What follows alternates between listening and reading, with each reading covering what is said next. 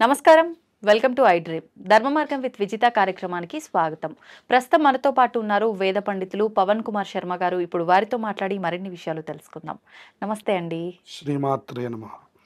గురుగారు, అక్షయ తృతీయ రాబోతోంది మరికొద్ది రోజుల్లో. అక్షయ తృతీయ అనగానే బంగారం కొనాలని కొంతమంది, అసలు ఏ శాస్త్రంలోనూ బంగారం కొనాలని చెప్పిందే లేదు అని చెప్పి కొంతమంది రకరకాలుగా చెప్తారు. అసలు ఏంటి నిజంగా ఆ రోజు బంగారం కొనాలా, లేదు కొంతమంది దాన ధర్మాలు చేయాలి అంటారు, కొంతమంది బంగారాన్నే దానం చేయాలి అంటారు. అసలు ఏంటి వాస్తవం ఏంటి, ఆ రోజు చేయాల్సిన విధి విధానాలు ఏంటో తెలియచేయండి. తప్పకుండా. శ్రీ మహాగణాధిపతయే నమః. శివాయ గురవే నమః. అక్షయ తృతీయ అనేటటువంటిది అత్యంత పర్వదినం.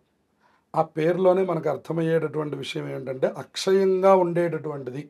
ఆ రోజు మీరు పుణ్యం చేసినా పాపం చేసినా అది అక్షయం అయిపోతుంది, అంటే చాలా కాలం నిలిచిపోతుంది అని అర్థం. అక్షయము అంటే రెండు, పాపం అనేటటువంటిది పుణ్యం అనేటటువంటిది మనం చేసేటటువంటి యొక్క కర్మల్ని బట్టి పరమాత్మ నిర్ణయిస్తాడు. ఈ అక్షయం అన్నదానికి అర్థం ఏమిటంటే క్షయం కానిది అని అర్థం. అంటే కరిగిపోనటువంటిది, నాశనం కానటువంటిది అనేటటువంటి అర్థాలు అందులో వస్తాయి. అటువంటి సందర్భంలో మనం చేసేటటువంటిది పుణ్యమైన పాపమైనా కూడా అక్షయమైనటువంటి ఫలితాన్ని ఇచ్చేటటువంటిది కాబట్టి దానికి అక్షయ తృతీయ అనేటటువంటి పేరు పెట్టారు. ఇక రెండవది, లోకంలో సహజంగా కనపడుతున్నటువంటిది బంగారం వృద్ధి చేయాలి అనేటటువంటిది. ప్రతి ఆడవాళ్ళు కోరుకునేటటువంటిది, ప్రతి గృహిణి, ప్రతి ఇల్లాలు కోరుకునేటటువంటిది ఆ ఇంట్లో బంగారము డబ్బు వృద్ధిగా ఉండాలని. సరే, ఆ దృష్టితో మనం వెళుతున్నాము, ఏదో బంగారం కొనుక్కుంటున్నాము. సరే, దానివల్ల మీ అందరికీ బంగారము డబ్బు అంతా వృద్ధిగా ఉండాలి, అందులో ఏమీ సందేహం లేదు. కానీ ఆ రోజు అసలు ఏం చేయమంటున్నారు అనేటటువంటి విషయంలోకి మనం ప్రవేశిస్తే, ఈ అక్షయ తృతీయ అనేటటువంటిది వైశాఖ మాసంలో వచ్చేటటువంటి 3వ రోజుని అక్షయ తృతీయగా మనం భావిస్తాం. వైశాఖ మాసాన్ని వేదం మాధవ మాసం అనే పేరుతో పిలుస్తుంది. మాధవ మాసం, మధుమాసం అంటే చైత్రమాసం, మాధవ మాసం అంటేనేమో వైశాఖ మాసం. ఈ వైశాఖ మాసంలో మనకు అనేకమైనటువంటి పర్వదినాలు ఉన్నాయి. అంటే ఇది విష్ణుమూర్తికి సంబంధించినటువంటిది. అందుకనే దీన్ని మాధవ మాసం అన్నారు. మీరు సత్యనారాయణ వ్రతంలో కూడా చూస్తే ఎప్పుడు చేయమంటారు సత్యనారాయణ వ్రతం అని నారద మహర్షి విష్ణుమూర్తిని అడిగినప్పుడు మాఘేవా మాధవే మాసే కార్తికేవా శుభే దినే అని చెప్తారు. మాఘమాసంలో కానీ మాధవ మాసం అన్నారు, అంటే వైశాఖ మాసంలో కానీ కార్తీక మాసంలో కానీ ఇంట్లో శుభకార్యం జరిగినప్పుడు కానీ అని చెప్పారు. కాబట్టి వైశాఖ మాసం దాన ధర్మాదులకి, వ్రతాదులకి అన్నిటికీ కూడా అత్యంత ముఖ్యమైనటువంటి మాసం. అందులో మనకి మొట్టమొదట వచ్చేటటువంటి పండగకి అక్షయ తృతీయ అని పేరు. పాడ్యమి, విధియ రెండు మామూలుగా మనం పూర్తి చేసుకుంటే పర్వదినానికి అక్షయ తృతీయ అని పేరు. ఈ అక్షయ తృతీయ రోజున ఉదయాన్నే అభ్యంగనం చేసి అమ్మవారి ఉపాసకులకి ఇది అత్యంత శక్తివంతమైనది అని మనకి చండీ సప్తశతి ఉపదేశం చేస్తుంది. అందులో మనకి కాళరాత్రిర్ మహారాత్రిర్ మోహరాత్రిశ్చ దారుణ అని అమ్మవారిది ఒక శ్లోకం ఉన్నది. అందులో కాళరాత్రి అంటేనేమో మనకి దసరాల్లో వచ్చేటటువంటి మహర్నవమి. ఆ రోజున మనం కాళరాత్రి అని ఆ రోజు రాత్రిపూట పూజ చేసి తెల్లవారి పొద్దున విజయదశమి పర్వదినాన్ని పూర్తి చేయడం అనేటువంటిది ఒక సంప్రదాయం. అవునండి. అలాగే మహారాత్రి అనేటటువంటిది వచ్చేసరికి మనకి ఇదన్నమాట అక్షయ తృతీయ. ఇక మూడవది మోహరాత్రి. మోహరాత్రి అంటే కృష్ణాష్ట. అలాగే దారుణారాత్రి, మహారాత్రి, మోహరాత్రి ఇవన్నీ కూడా అమ్మవారి యొక్క ఉపాసకులకు అత్యంత శక్తివంతమైనటువంటివి. ఈ యొక్క దీంట్లో కూడా ఇది మహారాత్రి అన్నమాట. ఈ రోజు కూడా మీరు చేసేటటువంటి దాన ధర్మములు కానివ్వండి, పూజాధికములు కానివ్వండి, స్తోత్రపారాయణలు కానివ్వండి, అలాగే కొనడం కానివ్వండి, అన్నీ కూడా అక్షయమైనటువంటి ఫలితాన్ని ఇస్తాయి. ఇక్కడ మనం బంగారం కొనడం అనేటటువంటి దాని మీద ఒక్క నిమిషం మనం ఏమిటి అని విచారణ చేస్తే, బంగారం మనం డబ్బు పెట్టి కొంటున్నాం. అవునండి. డబ్బు పెట్టి కొంటున్నప్పుడు ఓహో నీకు ఖర్చు ఉన్నది, ఆదాయం ఉన్నది అని అర్థమవుతున్నది మనకి. అంతే. అందువల్ల అటువంటి దానికంటే కూడా ఏదైనా ఒకటి మనం దానం చేయగలిగామా, ఉన్నదే దానం చేయగలిగితే ఆ ఫలితం మనకు అక్షయం అయిపోతున్నది. అయితే ఇప్పుడు అందరూ బంగారం దానం చేయాలా అండి అనే ప్రశ్న మళ్ళీ వెంటనే రావాలి.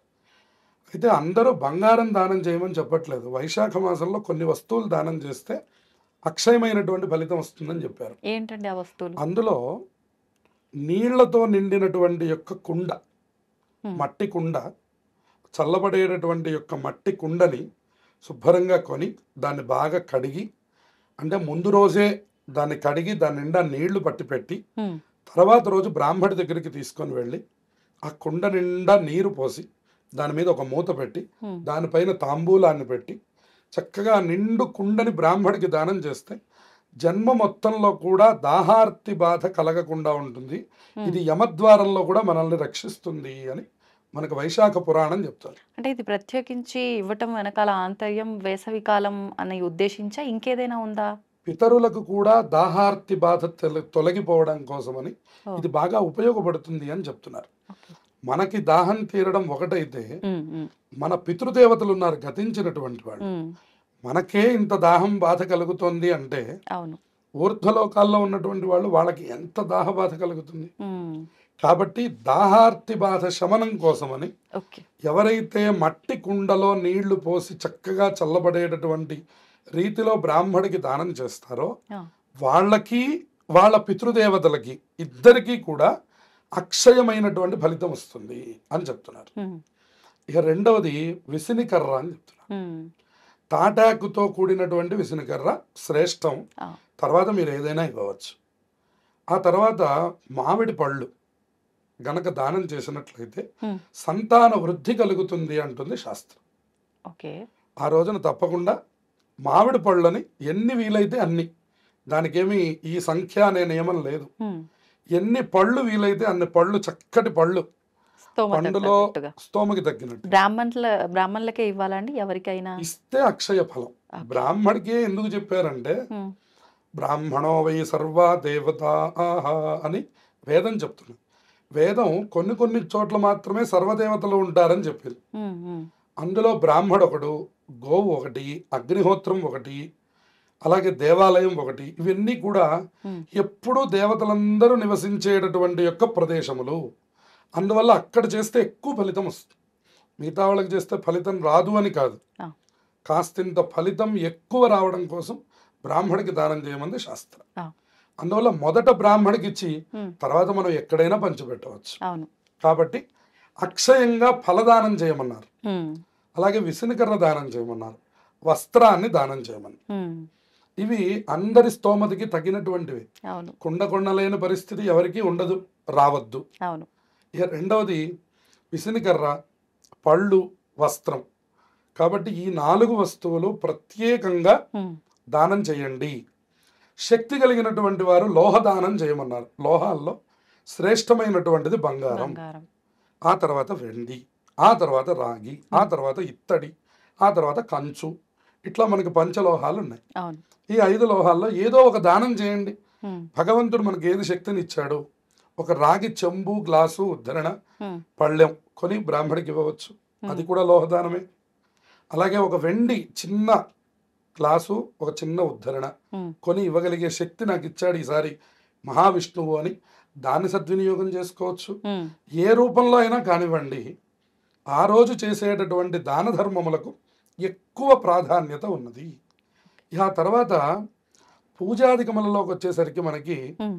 విష్ణుమూర్తి యొక్క ఆరాధన అత్యంత శక్తివంతమైనది. ఆ రోజున. ఇది గృహస్థులందరికీ, హ్మ్. అంటే ఎవరు ఫ్యామిలీ లైఫ్ని లీడ్ చేస్తున్నారో హ్మ్. వాళ్ళందరికీ నాయకుడు ఎవరు అంటే విష్ణుమూర్తి. ఆ! ఎప్పుడు చూడండి, విష్ణుమూర్తి యొక్క అనుగ్రహం ఉంటేనే భార్య, భర్త, పిల్లలు, కుటుంబం గురించి చెప్పాల్సి వస్తే విష్ణువు యొక్క సంబంధమైనదే చెప్తారు. హ్మ్. అందుకని చెప్పని విష్ణుమూర్తి యొక్క ఆరాధన, ఉదాహరణకి ఒక విష్ణు సహస్రనామం చదువుకోవడం, ఒక వెంకటేశ్వర స్వామి వారిని ఆరాధన చేయడం, ఏదైనా కానివ్వండి అది కూడా అక్షయమైనటువంటి ఫలితాన్ని ఇస్తుంది. హ్మ్.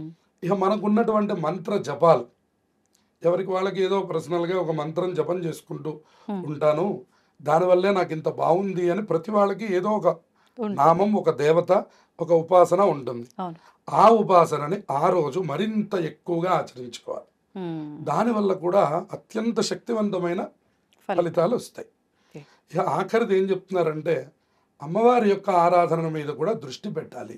హ్మ్. అంటే మాకు అలవాటు లేదండి అని అనవలసిన అవసరం లేదని చెప్తున్నారు. ఆ, ఈ అమ్మవారి యొక్క ఆరాధనని ప్రత్యేకంగా మార్కండేయ పురాణంలో ఉన్నటువంటి కాత్యాయని తంత్రం అనేటటువంటి చోట దుర్గా సప్తశతిలో మనకి చెప్పి ఉన్నారు అమ్మవారి ఆరాధన అమ్మవారి గురించి. ఆరాధన గురించి. అమ్మవారి ఆరాధనల్లో ఇది చాలా ప్రత్యేకమైనటువంటిది అని చెప్తున్నారు. అందుకని మీకు అవకాశం ఉన్నంత మేరకు, ఎందుకని ఈ మాట అంటున్నారు, దుర్గా సప్తశతి అంటారు దాన్ని. హా, ఒక్క దుర్గా అనేటటువంటి నామం పలికినంత మాత్రం చేతనే ఆవిడ భయము భీతి వాటన్నిటినీ కూడా హరించేస్తుందిట. అందుకనే శ్లోకం చెప్తారు, దుర్గే స్మృత హరసి భీతిమశేష జంతోహో స్వస్థై స్మృతాం. ఈ హరసి భీతిం అశేష జంతోహో, ముందు భయం పోయిందనుకోండి, మనం ఏమిటో మనకు అర్థమైంది. వాస్తవం. మీరు భయంలో ఉన్నా, పూర్తి ఆనందంలో ఉన్నా, అవును, మీరు మీ మీ స్వస్థితిని కోల్పోతారు. నిజంగానే. అందువలన ఉమ్, మీ స్వస్థితిని తెలుసుకోవాలి అంటే దుర్గాదేవి యొక్క అనుగ్రహం కావాలి. ఉమ్, అందుకని ఆ రోజు ఏం చేయమంటున్నాడు, కనీసం ఒక అష్టోత్తరం పూజ చేయండి, కొద్దిగా అమ్మవారికి పూల అలంకారం చేయండి, ఉమ్, అమ్మవారి యొక్క దేవాలయాల్లో అర్చన చేయించుకోండి, భగవంతుడికి మీ యొక్క కోరికలు నెరవేర్చుకోండి. ఇప్పుడు ఆ రోజున అంటే మొత్తము విశేషమైందేనా, లేదంటే అంటుంటారు కదా పలానా వరకే ఈ ముహూర్తం ఉంటుంది, ఆ గడియలు దాటిపోతే అది వర్తించదు, అలా ఏమైనా మీరు చెప్పిన దానాలు కానీ ఉపాసన ఇవన్నీ సమయం ఏమైనా ఉంటుందా? దానములకు మాత్రం ప్రత్యేకమైన సమయం ఉన్నది. ఉమ్, అది కూడా 12-1 గంట లోపు, అంటే ఆహారం తీసుకునే లోపల ఆ, దానం చేసి ఆహారం తీసుకోవాలి. ఆహా, పూజాధికములకు కానీ స్తోత్రములకు కానీ ఇప్పుడు నేను చెప్పినటువంటి అమ్మవారి ఆరాధనకు కానీ ఎటువంటి కాల నియమము లేదు. ఆ రోజు మొత్తము విశేషమైనటువంటిది. ఉమ్, కాబట్టి ఆ రోజు మొత్తంలో మీరు ఎప్పుడైనా అమ్మవారి ఆరాధన చేయండి, ఉమ్, అది మనకి అక్షయమైనటువంటి ఫలితాన్ని ఇస్తుంది. అందువల్ల అమ్మవారి యొక్క స్థితిని కనుక మనం పూజించినట్లయితే స్వస్థై స్మృతాం అతిమతీవ శుభాన్ దదాసి, ఆవిడ మన స్వస్థితిని తెలియజేస్తుంది, శుభాలను అతిమతీవ అన్నాడు, ఎక్కువగా అందించేస్తున్నట్టు. అందుకని దారిద్ర్య దుఃఖ భయహారిణి అని చెప్పి ఆ, దారిద్ర్యమును దుఃఖమును కూడా తీసివేస్తుంది ఆవిడ. ఉమ్, అందుకని ఆవిడ యొక్క ఆరాధనని ప్రత్యేకంగా చేయండి. విష్ణువు యొక్క ఆరాధన గృహస్థులు తప్పకుండా ఆచరించాలి. ఇందాక చెప్పినట్టుగా మహావిష్ణువు మనకి స్థితికారకుడు, ఉమ్, సృష్టి స్థితి లయ, లయ అందులో స్థితికారకుడు ఎవరు, విష్ణు మహావిష్ణువు. అలాగే సత్యనారాయణ వ్రతం ఆచరించండి. ఆ రోజున. విష్ణువు యొక్క ఆరాధన అనుకున్నప్పుడు మనకి ఉమ్, ఇందాక మొదట్లో మనవి చేశాను, అవును, మాఘేవా మాధవే మాసే కార్తికేవా శుభే దినే అని. అవును, ఈ మాధవ మాసంలో అవకాశం ఉన్నటువంటి వాళ్ళు సత్యనారాయణ వ్రతాన్ని ఆచరించండి. ఉమ్, ఆ రోజు అక్షయమైనటువంటి ఫలితం మనకి వస్తుంది. చక్కగా వస్తుంది. ఓకే. ఈ విధంగా ఈ అక్షయ తృతీయని అందరూ సద్వినియోగం చేసుకొని, ఈ పర్వదినం సంవత్సరానికి ఒక్కసారే వస్తుంది. ఇటువంటి పర్వదినాల్ని మనం తప్పకుండా వాటి యొక్క విషయాలు తెలుసుకోవాలి. తెలుసుకొని దాన్ని చక్కగా ఆచరిస్తే ఇవన్నీ మనకి ప్రతి సంవత్సరం ఫలితాన్ని ఇచ్చేటటువంటివి. అందులో ఇది చాలా ముఖ్యమైనటువంటిది, ఇది అనంతమైనటువంటి ఫలితాన్ని ఇచ్చేటటువంటిది. కాబట్టి అందరూ ఆచరించి తరించాలి. ఉమ్, సంతోషం అండి, చాలా చక్కటి విషయాలు, చక్కటి వివరణ ఇచ్చారు. ధన్యవాదాలు. శుభమస్తు.